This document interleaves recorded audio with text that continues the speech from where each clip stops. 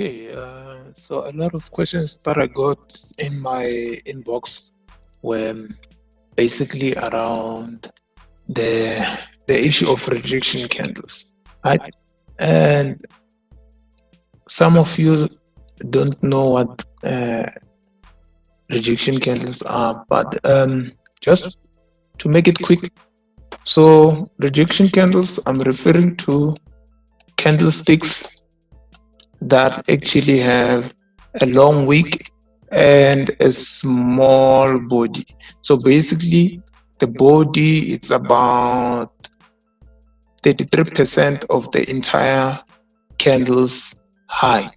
Okay, so and it is located inside this, almost towards the end of that candle side. Okay, it's not in the middle, it's not like this. This is not a rejection, because basically, if you think of it, this is telling us that price was once there. Suppose this was a bearish candle, price was once down there, but couldn't hold. It pushed back up and closed much higher or much lower in the case of a bearish rejection, or rather a bearish pin bar. So in this case, you can see yesterday, this is the candle that I was actually looking at when price was moving up and down, and I said we have to wait for a bearish close and this level to be taken out. And you see, nothing happened. So I know a lot of amateur traders are obsessed with buying Nasdaq, and they blew accounts this week, right? And people kept on sending me messages, when is the right price to buy, when is the right price to buy? And I said, wait for a signal. You can't just buy randomly, because I kept it simple, showed you guys that it will be advisable for you to actually wait for the, because the daily and the H4 gave up on trend trading. They gave up. Okay, you can see this H4 gave up. Now we are having some sort of a bearish move that is trying to take place. If you go to daily, these guys gave up as well. Go to weekly, this is the only time frame that is still pretty much showing some sort of bullish pressure. Okay, and the buyers might start accumulating from somewhere there. Okay, but pretty much your daily and all your H4s, watch the previous YouTube videos, you will see we're looking to ride this should we see rejection. And you can see even on Monday I said that we need to wait for rejection. There was never rejection, so there was never a trade, because this was an aggressive breakout and price never went back to retest. So it's very important to know what you're doing, because if you're just in for the money and you don't even know when to trade and when to stay away, then you're not going to be a consistent trader. You're just going to make money one day, get happy, and then the next day you lose everything. So trading is all about you being disciplined and knowing what to do and when to do it. So in this case, price haven't reached that particular area. But if you're looking at let's say maybe the 21 EMA,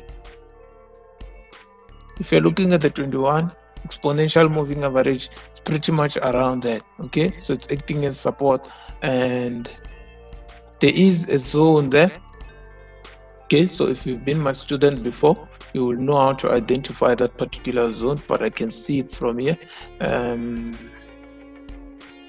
Yes, so the 21 EMA there on weekly, it's acting as support. So this is something that you can put.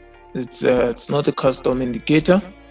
And yeah, you can see price, it's approaching this particular moving average here, which in weekly, it's the 21 EMA. So it's possible that we might see a bit of a nice pin bar there, okay, which will be signifying that price is most likely to retest this broken structure and probably give birth to a head and shoulder pattern. So that's what you can do, that's what you can look at. But for those who are looking for opportunities to buy this particular thing on lower time frames, of course you need to identify that trend line there, and of course you can see this dynamic area of resistance, which is the shaded region. Once this is cleared and you can see a pin bar probably on H1, then you're good to go to the upside. But this zone might hold on lower time frame. So if you're scalping, uh, you need to choose your trades wisely. All right. 15 minutes, similar thing. You can see this is not quite strong, but yes, identify 15 minutes trend line, identify 30 minutes trend line. The chances of this thing forming some sort of a harmonic pattern, they are high. So this actually should explain why I said you do not buy W, because if this was your W, let's say price went all the way up, you cannot buy there. Okay, so the best way is to do what is to actually flip the rules and look for some sort of an M pattern somewhere here and try to buy it. Let's say some sort of an M pattern or this. Let's say it comes down, okay, and buy the other part of the M. If this is your M, of course you're not gonna get your perfect M's like you see when you're moving your alphabet, okay, but you're gonna see something like that because you want to buy low. And please, I'm not saying buy now. You need to consult your strategies. Guys, please don't do this thing of asking me, should I buy now? Should I sell now? Because imagine the number of messages that I get in one day, right? So please make sure that you know what you're doing. You shouldn't be trading if you don't know when to sell, when to buy. You must have a proper strategy. Okay, otherwise, I don't want to make this video long. Wait for a breakout of structures, particularly this one here, which will be giving some sort of rejection on H1 or let's say H4. Wait for rejection H4, H1. Even daily might give some cool rejection as I've shown you. So maybe during the Nasdaq open, we might see price giving us a pin bar towards the end of today. So potential of seeing that buy there, it's there. But wait, again, once more, wait for a signal. Don't just blindly get in. I'm pretty much sure most of you have blown accounts because of this this thing of saying Nasdaq is gonna turn, it's gonna go up, let me just buy, let me blindly buy. I mean, that's not how I trade. I trade every day. I'm a full-time trader, so I can't be taking irrational decisions like that because I'm gonna lose a lot of money at the end of the day. So if you're serious about doing this, you need to make sure that you are doing it properly. You're not just gambling, not just doing what the Instagram traders are showing you, where you take 5,000 trades and then you blow. Because I mean, think about it. If I tell you buy now, and then you buy, and then I say buy with 10 lots, and then you blow your account. What am I gonna say after that? Obviously, I'm gonna say next time. But there isn't next time. You've lost a lot of money, so I can't tell you things that are not realistic. So it's all about being consistent and doing this thing over and over again. Because if you blow now, you have to fund, and if you don't have funds, if you don't work, you'll have to wait for whenever to get funds. But if you want to be a successful trader, make sure that you can repeat the same process over and over again. And gambling is not one of those things that can actually give you those consistent results. So in other words, make sure that what you do can still allow you to do it tomorrow, next week, next year with the same funds without having to refund your account. Or the goal is to trade and withdraw consistently, not to fund every week or every month. I mean, a lot of these youngsters, that's what they do actually. They believe I trade fund. Mostly I think you do it with JP markets because it's quick. You can do these things quick. Funds with 500 you blow and all that. But if you're a full-time trader, if you're trading an account with over, maybe let's say over 200,000, you can't be doing dumb stuff like that. It's not a demo account. This is not a demo account where you can open 10 trades or 500 trades. So you need to do things properly and be able to move forward nicely. Otherwise, wait for rejections, lower time frames, wait for structural break, preferably this dynamic area of resistance if it's broken and retested nicely.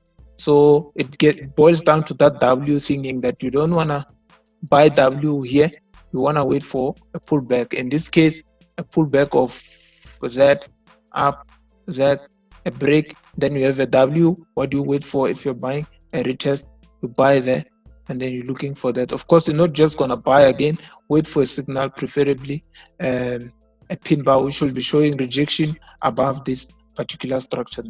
Then you can buy. Otherwise, should you have any questions, please feel free to send me. Don't do highs. I repeat, don't do hello high, because I can't keep up with such convos. Okay, so get straight to the point. What is it? What is what? What is what? Then I will make sure that I reply, because I have a bunch of highs, hellos on my what you call Telegram. So make sure that you do that. Wait, there isn't any sort of signal. Alternatively, wait for a rejection on higher time frame, because price is strong to the downside. This is not at H1, not reliable now. So H4 daily. These are the time frames that you can wait for to give you a nice signal. Okay, so H4 or daily. So should price come back up to this, obviously daily will be giving us that rejection. So I believe this quick breakdown will help you. So this is simple, once more, to keep it to beginners level. So I'm just teaching you guys in other ways, not just to analyze. I'm just teaching you how you can actually approach this. And yeah, otherwise, sharp. Do not just open trades, thou shalt ban. Wait for signals, because I believe a lot of people lost money this week, and yeah, because of this thing of desperation for cash. You want to make money every day. That's not how it works. You must know when to trade, which asset to trade at what time. So if you're thinking you trade Nasdaq only and you're obsessed with buying Nasdaq because someone out there told you Nasdaq is strong, that's not how it works. And I've said this from the beginning, that you want to look at the charts, you want to trade what you see. You don't want to trade speculations or what other people are saying out there. Look at what the charts are saying, because the charts are going to paint. They're actually going to give you a much better picture than anyone, than me. I mean, look at the charts in real time. You'll be able to see what price is most likely to do. Of course, consult your strategy. So if you don't have a killer strategy or you don't have strategies, and one of the questions that I get is, what strategy do I use? Guys, I don't have a strategy, a specific strategy. Those who took my course previously, they know we do a bunch of things. I mean, the course runs for like 31 days. So you can think of it, 31 days is a very long time if you want to do these things. So if I'm showing you trend lines, what are trend lines? Structures. I can't say it's a strategy you can make noise about. And it's funny how people get taught trend lines and moving averages, and then they're told these are killer stuff. There's a bunch of things that we actually cover within that 31 days. I even failed to cover some of the stuff in 31 days. So it's I don't have a strategy to be specific, but the way I look at the market, of course, I have to combine something with the walls. You know, when you combine something with the walls, like combine with the wall. Okay, nonetheless, I don't have a specific strategy that I use, but I teach you how to analyze the market in depth, in detail, so that you don't get obsessed with the theme of strategy. No, I teach you a lot of things, so you combine them in a way. But anyway, so yeah, that's what you can do with Nasdaq. Just wait, see if you can find any sort of nice entries, and then yeah, you're good to go. The reason why you don't want to sell, because other people might be asking, why aren't you selling this thing? So if you're selling, once more, you need to identify where sellers are, and in this case, they are here. So sellers are here, sellers are there on this dynamic. So if you're a seller, of course, you'll be looking for a rejection the opposite direction, a pin bar of this nature if you're a seller. But if you're a buyer on long term, you need to buy low, and we've seen price have created a new low since I don't know since when, since somewhere in January. This is the low, and okay, it hasn't been here in a very long time. So buyers are looking for opportunities, such opportunities to buy. But sellers, if you're a seller, of course, you're looking at something up there, okay, because you want to sell high. So those are the simple rules that you can actually use. Otherwise, sharp.